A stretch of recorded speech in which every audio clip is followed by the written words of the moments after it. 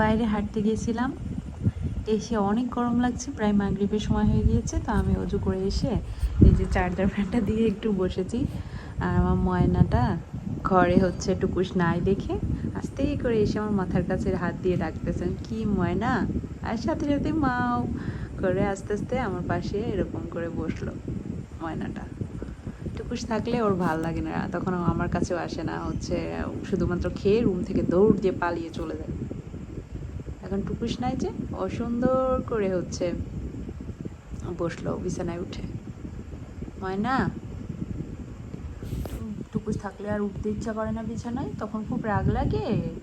এখন টুকুস নাই দেখে সুন্দর করে উঠে বিছানায় একা একা বসলা। পুতুল, ও পুতুল, মাম্মার কাছে শুতে চাইছে? মাম্মার কাছে শুতে তোমার খুব ভালো লাগে? খাবার খাইছে, মাত্রই খাবার দিয়ে আমার অনেক গরম লেগে গেছে, হাঁটছি যে বাইরে।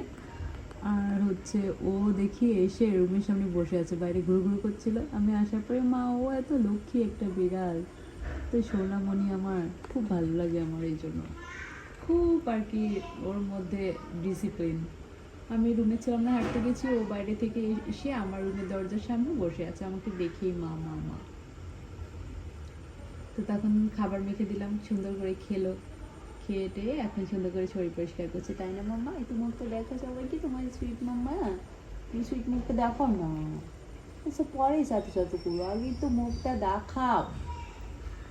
বলি বলি কথা শোনে না, এই বলি সুইট মুখ তো